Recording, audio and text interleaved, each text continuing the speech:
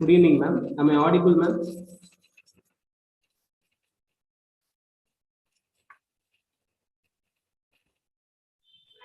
Yes, sir. You're audible, sir. Good evening, sir. Good evening, ma'am. Okay, thank you.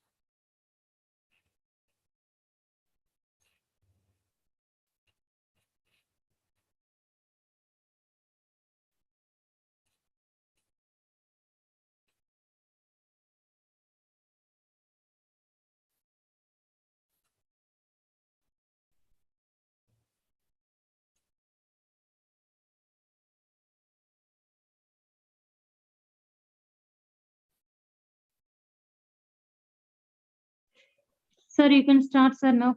Okay, ma'am. Okay. Good evening, students.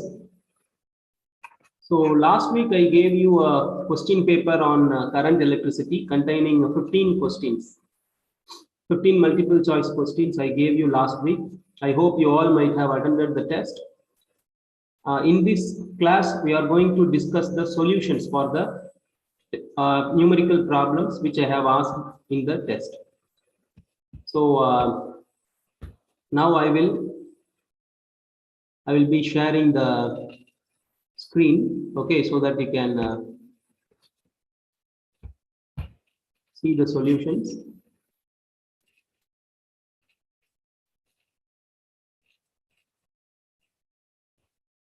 Are you able to see the question paper, students, which I am sharing on screen?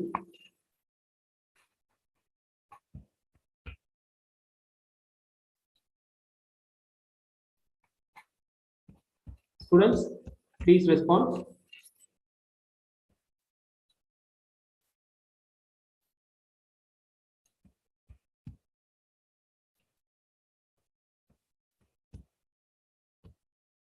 Students, are you able to see my screen?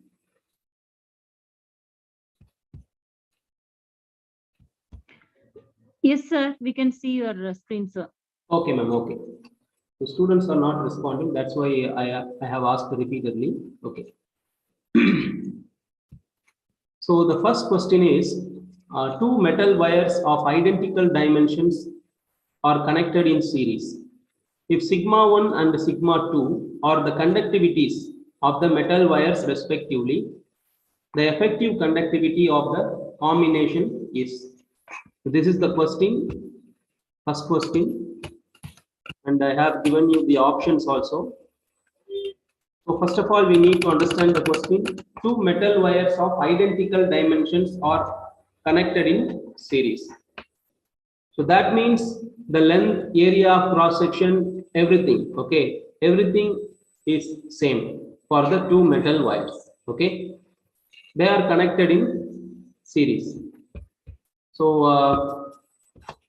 are you able to see the another tab which I have opened now, the solutions page actually. So here in the questions they have in the question they have mentioned that we have two identical wires connected in series, okay. So they have given the conductivities sigma 1 and sigma 2, the effective conductivity of the combination.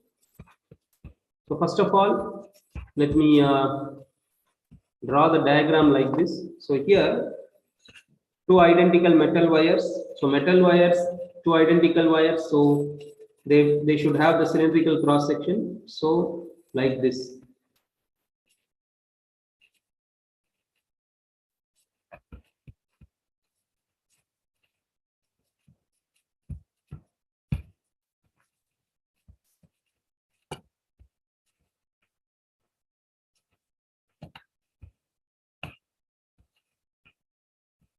This is one wire.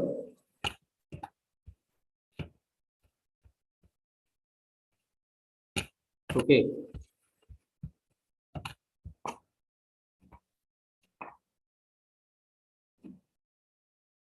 Cylindrical cross section. So I am drawing like this. This is one wire and another identical wire having the same dimension. So same dimension means same length. Okay. So I am using a different color here.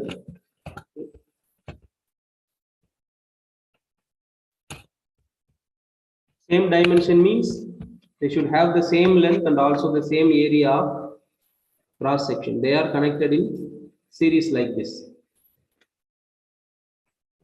So here you can see the resistance of the first wire. Okay, the resistance of the first wire that can be written like this.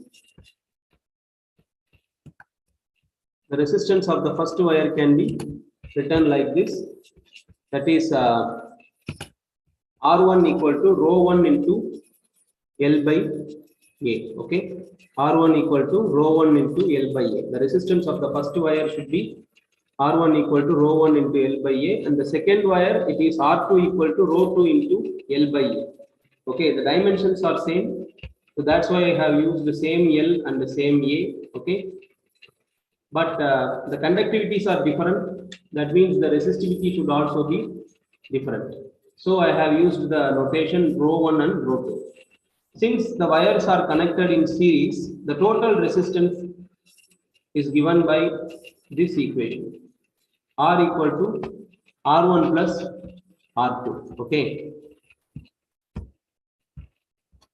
So R equal to R1 by R2 because these wires are connected in series. So I should use this equation and this R. Okay. The total resistance of this combination, it should be rho into L plus L divided by A. Why I am using L plus L here? Because one wire is having length L and another wire of length L is connected now. So the total length, it should be 2L. Okay, the total length should be 2L. So that's why I have used L plus L here, and A is the area of cross section.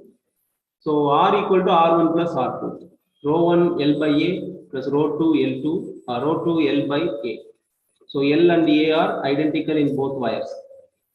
So this rho is actually the reciprocal of conductivity sigma. So 1 by sigma.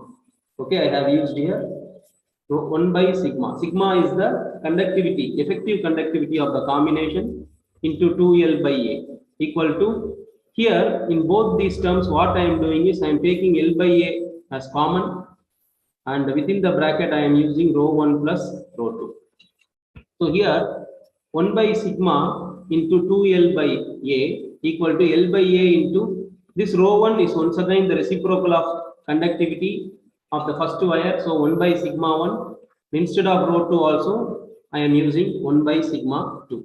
Okay. So in both these equations what I can do, so I can cancel out this L by A. Okay, can cancel out this L by A. Since we have L by A on both sides, I can cancel this. Okay, so after cancelling this, what I will be getting here, I will be getting like this 2 by sigma. Okay, this is 2 by sigma. 2 by sigma is equal to 1 by sigma 1 plus 1 by sigma 2. Okay, after completing this step, you should come to this step. So 2 by sigma equal to 1 by sigma 1 plus sigma 2. So here I can take the LCM and that will give you sigma 1 plus sigma 2 divided by sigma 1 into sigma 2. So on the left hand side you have 2 by sigma. So you need the effective conductivity of the combination sigma. So what you can do is the entire equation you can take the reciprocal. Okay, the entire equation you can take the reciprocal, that will give you sigma by 2 equal to sigma 1 sigma 2 divided by sigma 1 plus sigma 2. So I just need sigma. So sigma means this 2 can be taken to this side. So 2 into sigma 1 sigma 2 by sigma 1 plus sigma 2. And this is option A. Okay, in the question paper you have option A, that is 2 sigma 1 sigma 2 by sigma 1 plus sigma 2. So this is the correct answer. Okay, I hope you all can understand. Okay, so if you have doubt in any of the step, you can please unmute yourself and you can tell me that you have doubt in this step. Okay, so then only I can explain you that particular step again. Okay, so if you have any doubt, please don't hesitate to unmute yourself and you can ask your doubt so that I can clarify you. Okay, right. Then the second question we shall move on. A wire of resistance. Okay, before that I should clear this annotation. So a wire of resistance, 12 ohm per meter. A wire of resistance 12 ohm per meter is bent to form a complete circle of radius 10 centimeter. The distance between its two diametrically opposite points A and B as shown in the figure is. Okay, they have given you a wire of resistance 12 ohm per meter. Okay, 12 ohm per meter. So that means this 12 ohm per meter means for each 1 meter of the wire, the resistance is 12 ohm. So that wire is bent to form a complete circle of radius 10 centimeter. Okay, the resistance between its two diametrically opposite points A and B as shown in the figure is. So you can see this figure. That wire is now bent to form a complete circle, and the resistance between this point. Okay, the resistance between this point A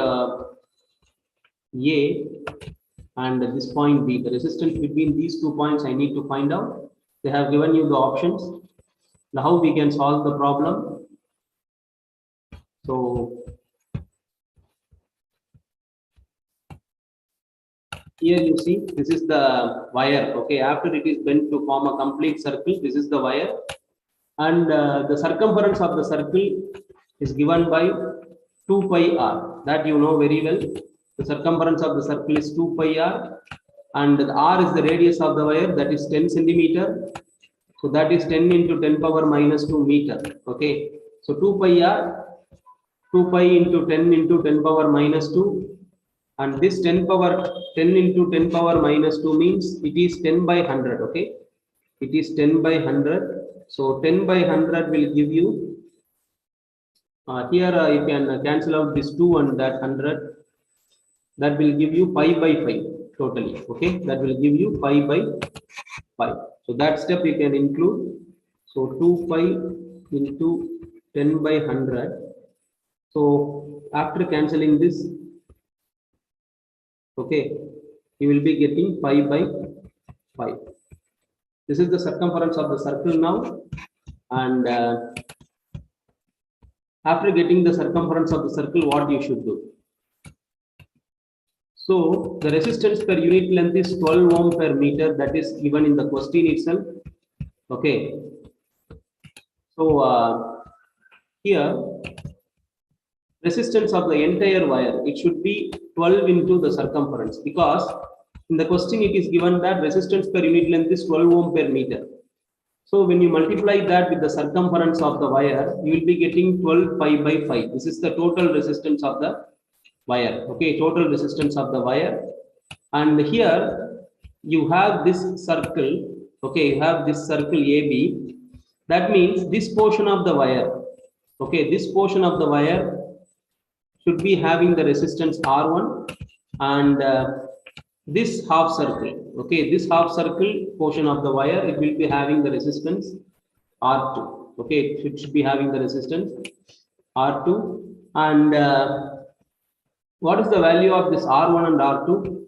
It should be half of this 12 pi by 5. So R1 is equal to R2 equal to 12 pi by 5 divided by 2. That will be 12 pi divided by 10. Okay. So this is how you will get the resistances R1 and R2.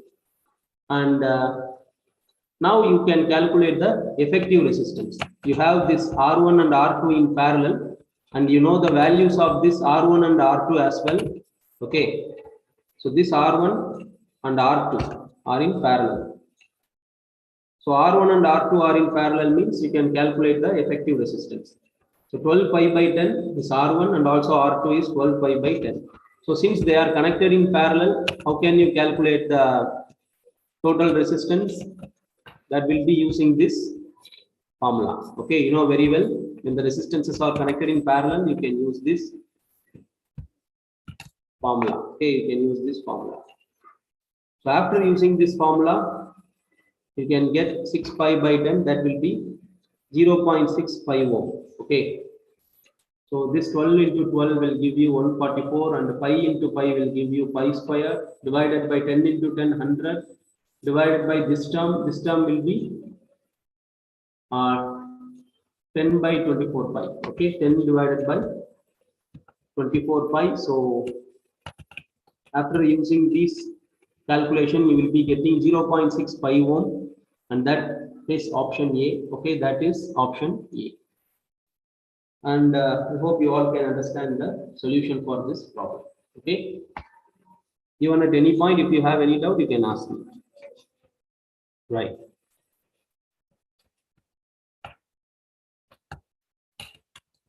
Then we are moving on to our next question. What will be the equivalent resistance of the circuit shown in figure between the 2 points A and D? Okay, they have a network of different resistances connected like this as shown in the diagram, and they are asking us to find out the equivalent resistance between the points A and D. Okay, so equivalent resistance between the points A and D we need to find out. So that is this point. Okay, this point. So equivalent resistance between this point A and this point D we need to find out. So when you see the circuit, you should first understand that we just need to find out the equivalent resistance between the points A and B. So that means we need to consider the path where the current flows in the circuit to reach the point D from A. Okay, that means that current can follow two different paths. Okay, and that I will show you now. So initially the current can follow this path. Okay, this path to reach the point B, and the other path is from here.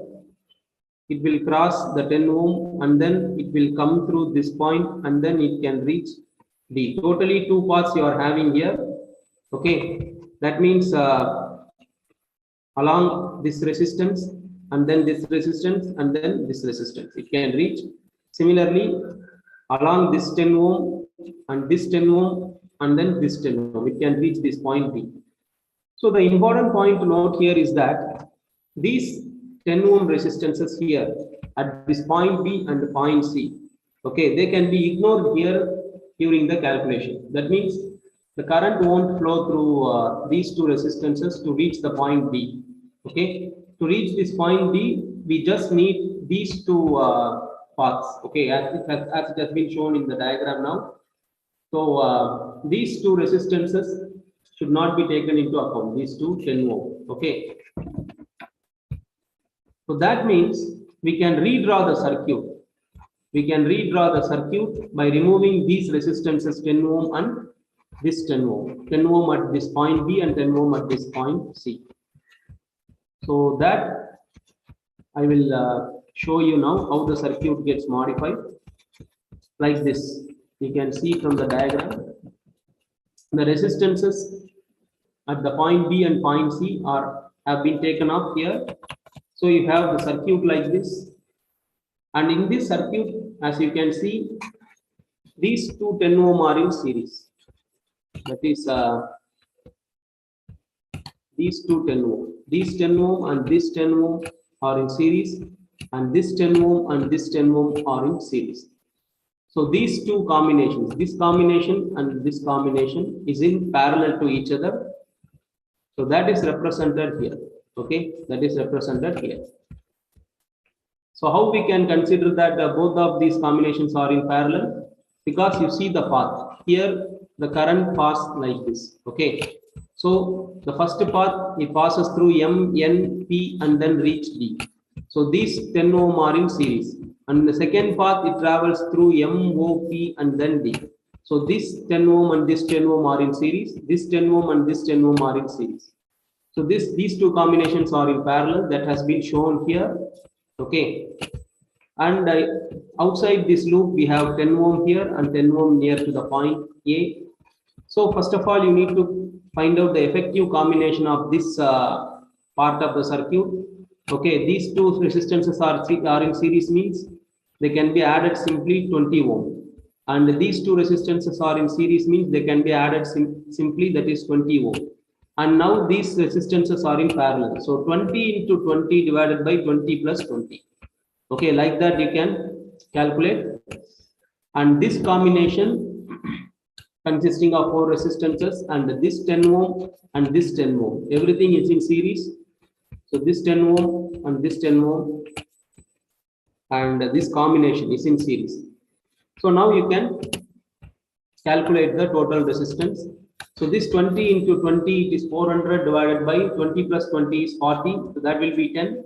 So 10 plus 10 plus 10, that will be 30 ohm. That is option C. Okay, that is option C. And this is how you can solve this problem. Okay, I think you all can understand the solution for this problem. So the next question is question number 4. 6 similar bulbs are connected as shown in the figure with a DC source of EMF E and 0 internal resistance. The ratio of power consumption by the bulbs when all the bulbs are glowing and in the situation when 2 from section A and 1 from section B are glowing will be. Okay, so they are showing you this diagram, 6 similar bulbs. So here you can see in this diagram, 6 similar bulbs are connected like this. So here these 3 resistances are considered in section A, and these 3 resistances are considered in section B. Okay, and they have mentioned that they are similar bulbs. Similar bulbs means these bulbs should have the same resistance value. Okay, all the 6 bulbs here, they should have the same resistance value, and they are connected in series. Now what they are asking us is, you should find the ratio of the power consumption when all the 6 bulbs are glowing. Okay, that in that scenario you need to calculate the power. And in the second situation, when 2 from section A, 2 bulbs from this section, okay, 2 bulbs from this section and one bulb from this section B. When these three bulbs alone are glowing, what is the power? Then you have to find out the ratio of the two powers. So that's the thing we need to do here. And for that, we shall see how to solve the solve the problem. So here you see. So in this diagram, I have considered case 1 when all the bulbs are glowing. So since all the bulbs are similar, you can see all the bulbs have resistance R. Okay. So in the question they have given identical or similar bulbs. So we can consider that all the bulbs have resistance R. Okay. So then what is the equivalent resistance of this combination? That is this part, section A and section B are in series. In section A you have 3 R's in parallel. Section B also you have 3 R's in parallel. So what is the equivalent resistance? RA plus RB. These two parts are in series. Okay. But before that, you need to consider that these resistances are connected in parallel and you need to solve. Okay.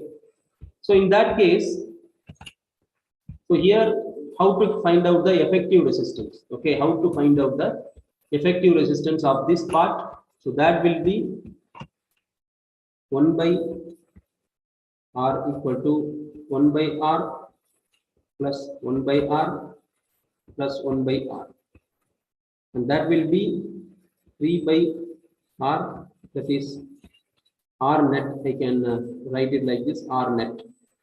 So R net is equal to R by 3. Okay, R by 3 for this combination. Similarly, for this combination also you will be having one R by 3. Both these R by 3 are in series. So the total resistance here is R by 3 plus R by 3, that will be 2R by 3. Okay. This is the total resistance. Now, what is the total power consumed that I am considering as P1? Okay. I am considering as P1.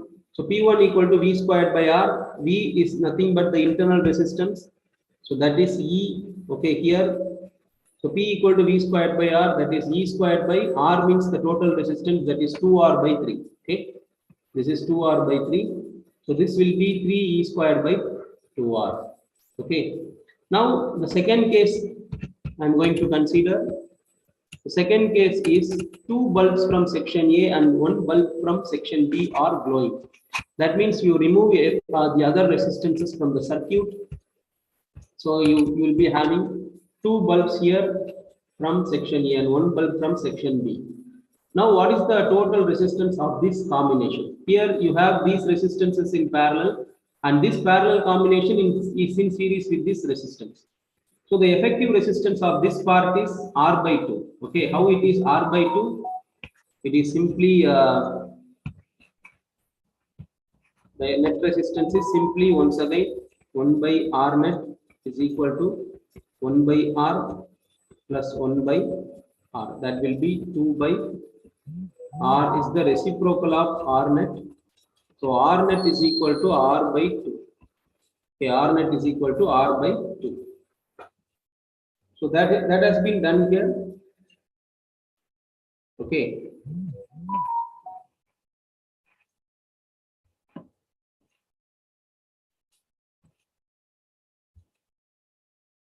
Okay.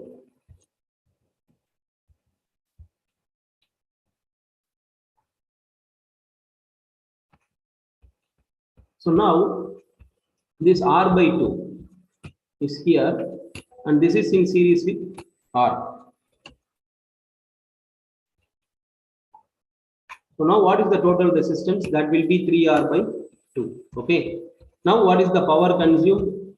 It is V squared by R, that is E squared by 3R by 2.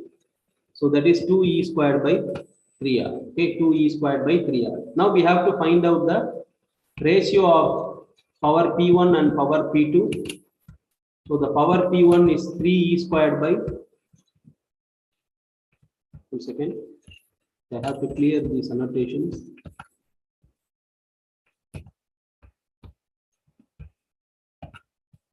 So here you have 3E squared by 2R, and in second case that is 2E squared by 3R.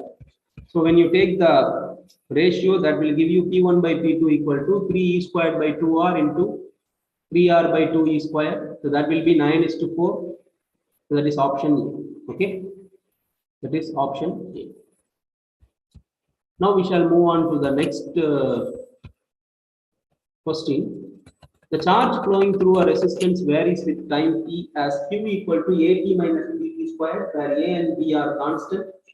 The total heat produced in R is, okay, they have given you the charge as a function of time t, and they have asked us to find out the total heat produced in this resistance R.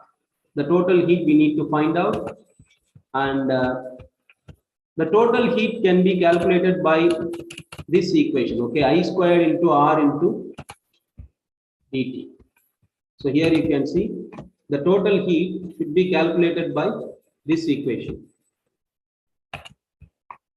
So this equation, the total heat you can find out. H equal to integral I squared R into dt, because in general the heat produced H is equal to I squared into RT, but here we have charge as a function of time. So the current should also be a function of time. So I have to take the integral form H equal to integral 0 to t I squared R into dt. And now I have to find out I. Okay, now I have to find out I. So here I equal to dq by dt, that we know very well. So that will give you,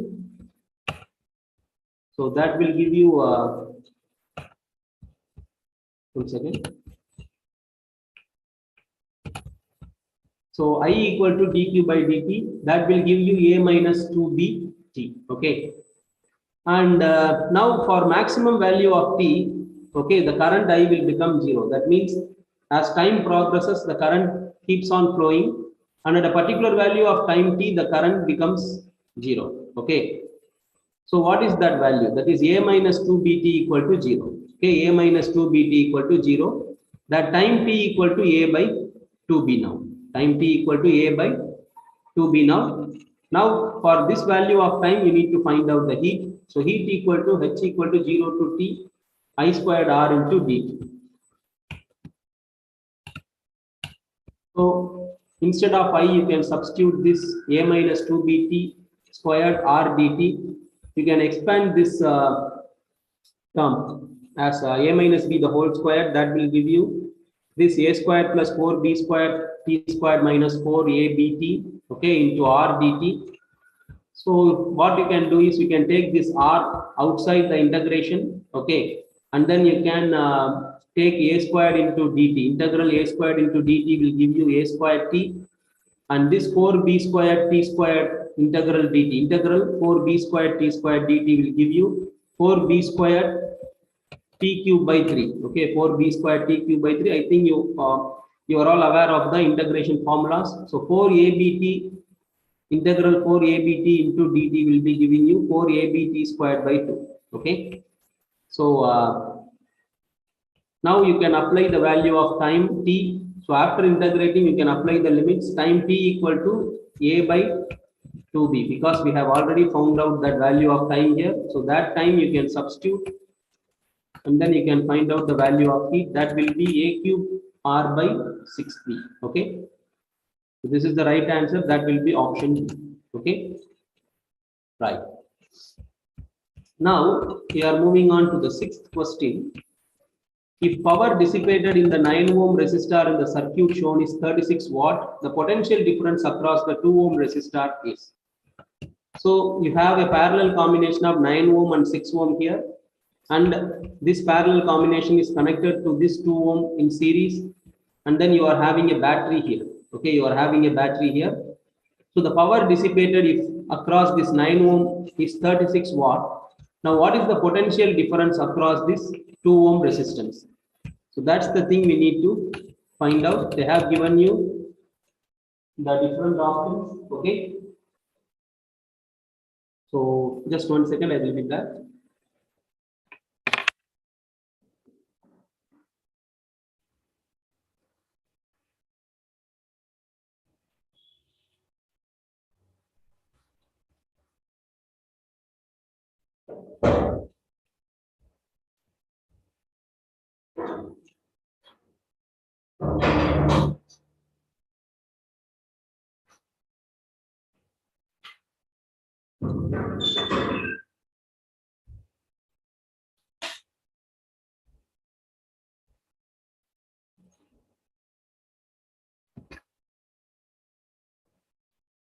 Yes, now we have to solve this problem.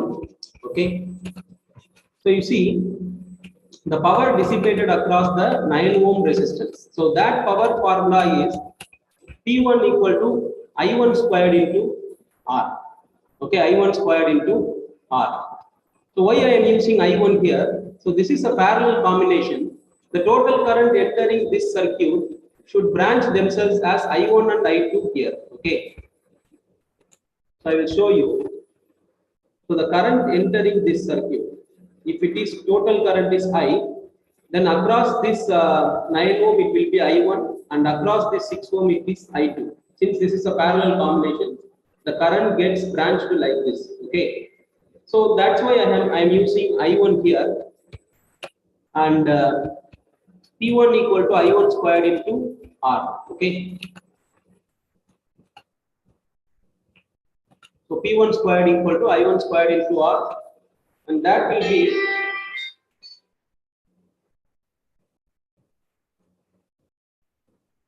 and that will be 36 watt is equal to I1 squared into 9. That will give you I1 equal to 2 ampere. Okay, so I1 is equal to 2 ampere, and the 9 ohm and the 6 ohm are connected in parallel here.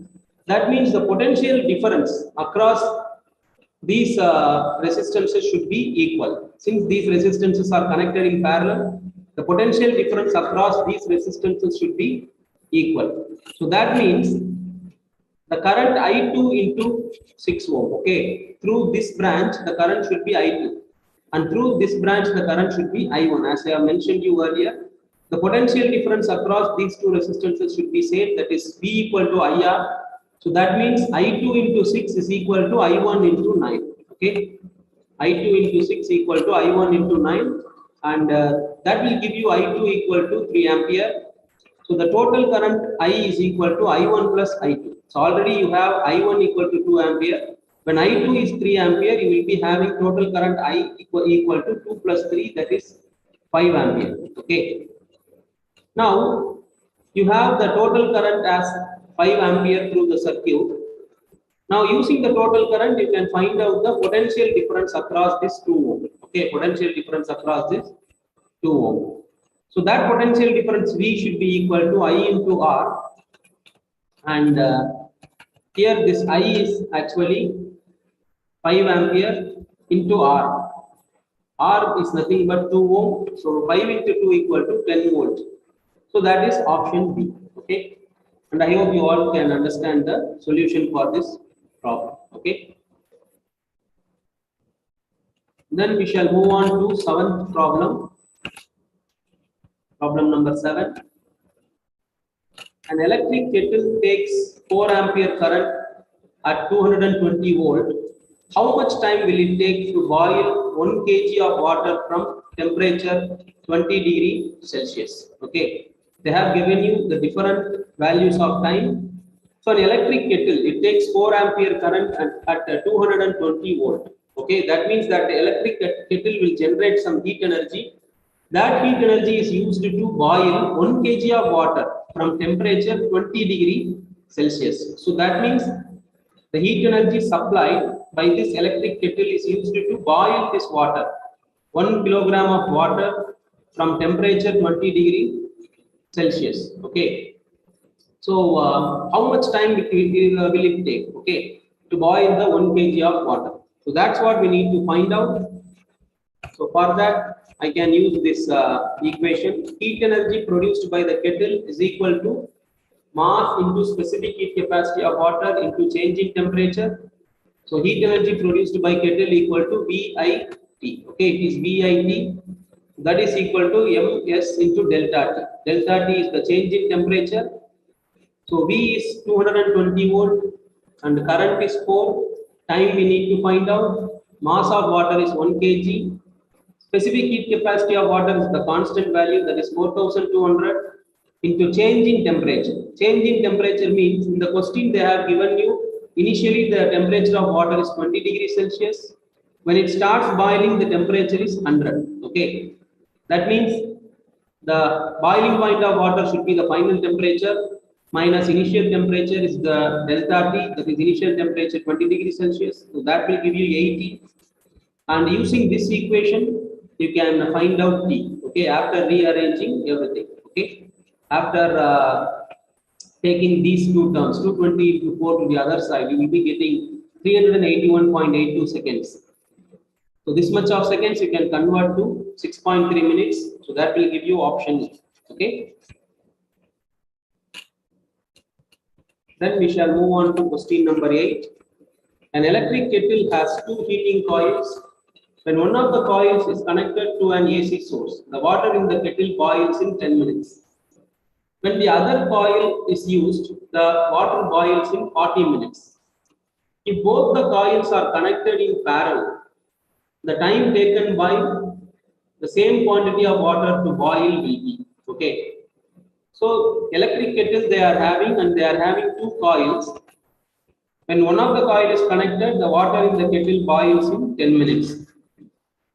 And when the other coil is used, the water boils in 40 minutes. Now, if both the coils are connected in parallel, then the time taken, okay, then the time taken by the same quantity of water to boil will be. So, how we can solve this problem?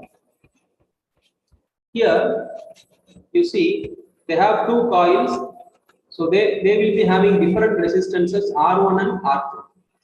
Okay, you know very well H equal to V squared by R into T. This is one equation for finding the energy, heat energy. So the heat energy is same in both the cases, but potential difference is also same, but the resistance and the time taken are different in both the cases. Okay. So H equal to V squared by R1 into T1. For second coil, the potential difference is same because the coil is connected to the same source.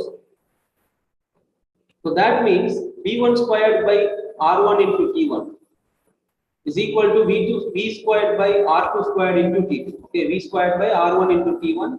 This is V squared by R2 into T2. So when you equate both these things, you will be getting the value of R2, that is R2 equal to 4R1. Now in the question they have mentioned that both the coils are connected in parallel now. When they are connected in parallel, what is the effective resistance? So this formula you need to use R1 into 4R1. 4R1 is the value of R2. So R1 into 4R1 divided by R1 plus 4R1. That will give you 4R1 squared by 5R1. That will be 4 by 5 into R1. Okay. Now the total heat energy H is equal to V squared by R into T. So this R, instead of this R, you should use 4 by 5 into R1. So V squared by 4 by 5 into R1 into T. So now the heat energy should be the same one. Okay, to boil the water, the heat energy should be same. So V squared by R1 into T1 equal to V squared by 4 by 5 into R1 into T. Okay. So the T equal to 4 by 5 into T1. Using this equation and rearranging the terms, you can get T equal to 4 by 5 into T1. So instead of T1, it is 10.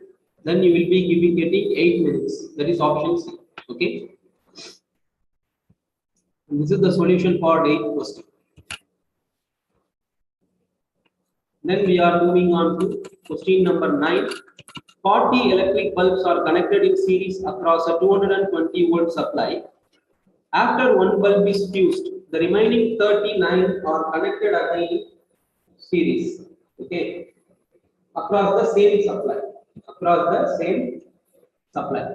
The illumination will be. Okay, the illumination will be. They have given you some options. The illumination should be more with 40 bulbs than with 39. More with 39 bulbs than with 40, like that. Okay. So what is the scenario? Initially you have 40 bulbs in series.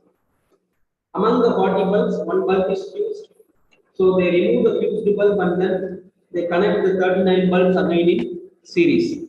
Now they are asking you what will be the illumination. Illumination means the brightness of the combination. Okay, the brightness of the combination. Will it glow with the same power or will the power decrease? Like that you need to answer. So for that, let us see how to solve this. We all know very well that h equal to v squared t by r. Okay, so v is same and the time is also same, and resistance only differs here. So this heat energy is inversely proportional to resistance. Okay, heat energy is inversely proportional to resistance.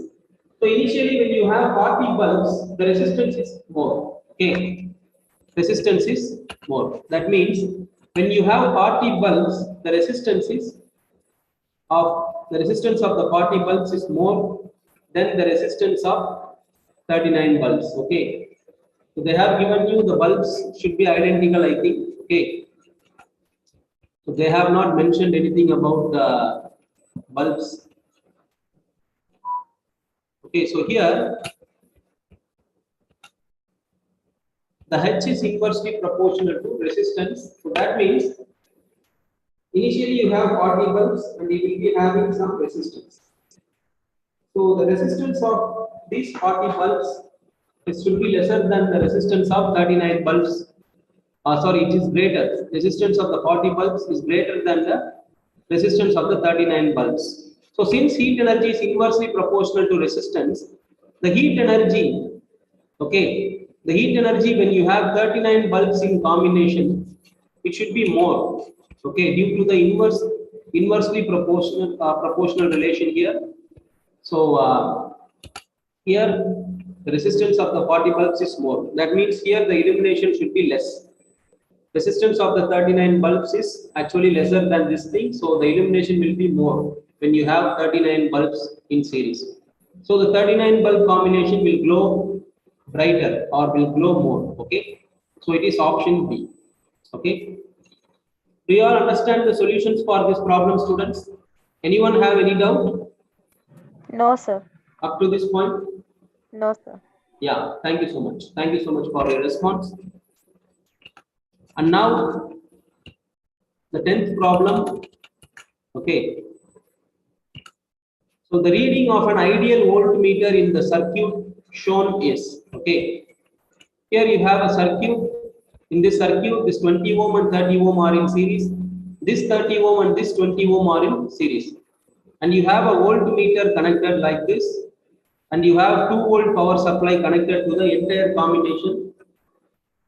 So in this case, what is the reading of the ideal voltmeter? Okay, if it is an ideal voltmeter, then what is the reading of this ideal voltmeter they are asking? That means the potential difference between these 2 points. Okay, between this point, the potential difference between this point and this point. Okay, this will be the reading of this voltmeter. Okay, here you will be having one potential value. Here you will be having one potential value. The potential difference between these 2 points, it will be shown in this voltmeter. So we need to find out what will be the potential here and here. Okay, after that we can find out the reading. Okay, so how we can do that? So here you see I am considering this point as B. Okay, this point as B. So this point as B and this point as C. The total current I entering this network gets branched into I1 and I2. Okay, here you are having 20 ohm and 30 ohm, and here you are having 30 ohm and 20 ohm. Okay, now these 20 ohm and 30 ohm are in series, and this 30 ohm and 20 ohm are in series, and the entire combination is in parallel. So here you have 50 ohm, here you have 50 ohm. Both of these are in parallel, so that means 1 by 50 plus 1 by 50 will be the equivalent resistance of this circuit. So that means 50 into 50 divided by 50 plus 50, that will give you 25 ohm. So 25 ohm is the effective resistance of this circuit. So when 25 ohm is the effective resistance of the circuit and the 2 volt is the potential difference, what is the total value of current? I equal to V by R, that is 2 by 25. Okay, so that is 2 by 25, the total current in the circuit.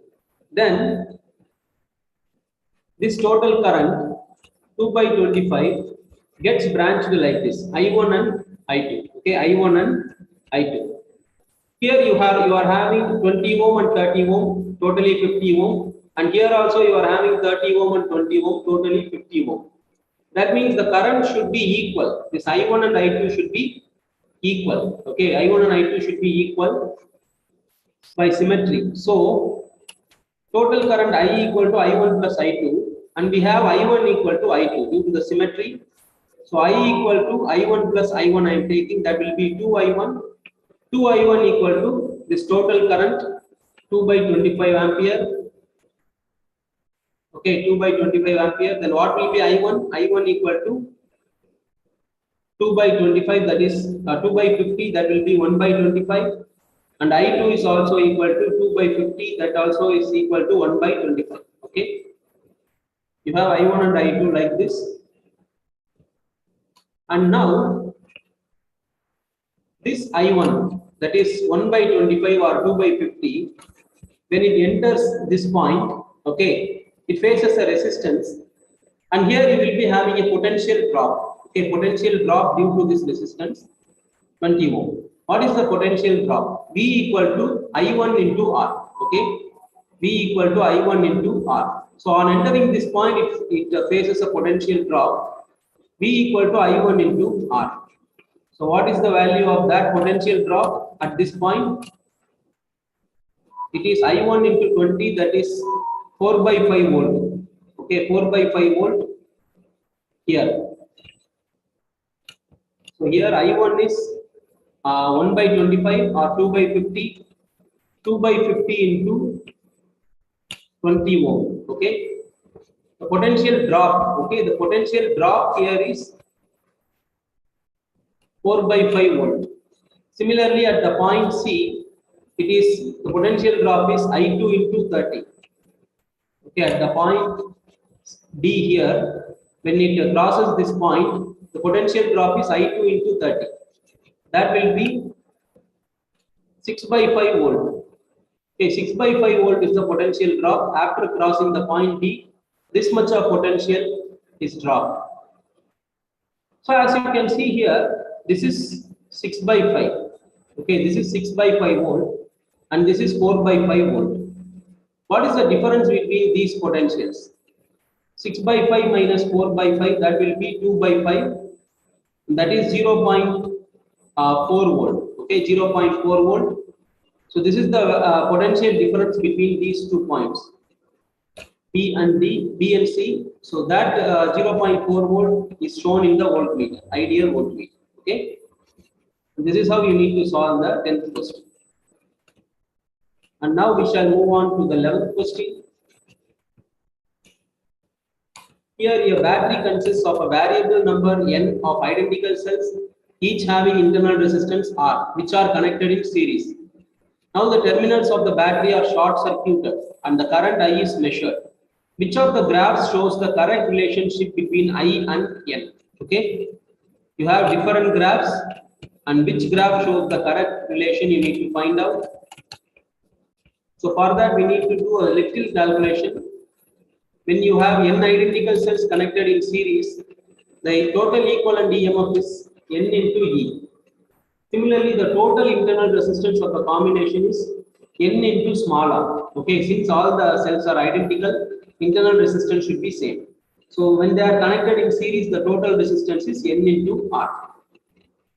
So this is EMF and this is internal resistance. So I equal to V by R. That means NE divided by NR. That will be E by R. E by R means the current due to a single cell. So that should be constant now. Okay, because EMF of a single cell is constant, internal resistance of a single cell is constant. That means the current should also be a constant. And in the graphs, you should see which graph displays the constant variation of current. That is option C. Okay, in the option C, you can see the straight line. The current is same, even though if you increase the value of N. Okay, the current is constant.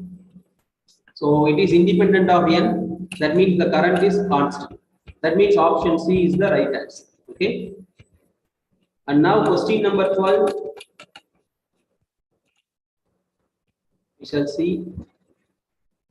In the circuit shown, if a conducting wire is connected between points A and B, the current in this wire will. Okay, we need to find out the direction of current flow. They have given you the 4 options. The direction of current flow you need to find out. How can you tell the direction of current flow? Point A and B, you should see which one is having the higher potential. Okay, current flows from point of higher potential to the point of lower potential. So based on that logic, you should solve this problem. So here you see total resistance of the circuit you can find out. So this 4 ohm and 4 ohm are in series and 1 ohm and 3 ohm are in series. So you can find out the total resistance, that will be 4 into 4. This 4 plus 4 is 8 ohm and this 1 plus 3 is 4 ohm. And this combination is in parallel. So 8 into 4 divided by 8 plus 4. Okay, 8 into 4 divided by 8 plus 4. I think you can understand this. So that will give you 32 by 12 and you will get 8 by 3, the total resistance of the circuit. And the total current is V by R, that will be V by 8 by 3, that will be 3V by 8 ampere, the total current. Okay. And now I equal to I1 plus I2. You know very well, when the current I enters here, it branches like this, I1 and I2. The total current is I1 and I2. And these branches are in parallel. This 4 ohm plus 4 ohm and 1 ohm plus 3 ohm are in parallel. So the potential difference across these two will be same. So that means here 8I1 equal to 4I2. So across this branch, you will be having potential difference 8I1. So 8I1 equal to 4I2 and I1 by I2 equal to 4 by 8. That means I2 equal to 2I1. Okay, I2 equal to 2I1. So we know I equal to I1 plus I2, that will be equal to 3V by 8. So I1 plus 2I1 equal to 3V by 8. So that will give you 3I1 equal to 3V by 8 and I1 is equal to now V by 8. So when you know the value of I1, I2 is twice the I1. So that will be 2V by 8. Now you can see potential difference across 4 ohm. It will be I1 into 4. That means potential drop across 4 ohm is 4V by 8 and potential drop across 1 ohm is I2 into 1. That will be 2V by 8. Now see which one is having the larger potential drop. The potential drop is more across this 4 ohm. Okay, potential drop is more across 4 ohm. That means after losing so much of potential across 4 ohm, the potential now here at A should be lesser than the potential at B. I think you can get my point. Here potential drop is more. That means here the remaining potential is less. Here the remaining potential is more. That means current will flow from B to A. This is how you need to solve the problem. Okay. Okay. Now question number 13. A battery is charged at a potential of 15 volt for 8 hours and the current flowing is 10 ampere. The battery on discharge supplies a current of 5 ampere for 15 hours. The mean terminal voltage during discharge is 14 volt. The watt hour efficiency of the battery is. The watt hour efficiency means you should find out the ratio of output to input. Okay, the ratio of output to input. So that you can find out input energy is VIT, that will be 15 into 10 into 8, that is 1200 watt hour. And output is energy released, that will be VIT also, voltage into current into time, that will give you 1050 watt hour. And when you divide E output by E input, that will give you the efficiency, that is 0.875. In terms of percentage, it is 87.5. Okay. So this is how you need to solve the problem. And the next question is a potentiometer wire is 100 centimeter long and a constant potential difference is maintained across. Two cells are connected in series, first to support one another. To support one another means when two cells are connected, the EMFs are simply added up. Okay, and then in opposite direction. In opposite direction means you will be having one EMF subtracted from the another. So in both these cases, you have different balancing points. Then what is the ratio of the EMF? So ratio of the EMF you need to find out, and for that you know very well EMF is proportional to balancing length.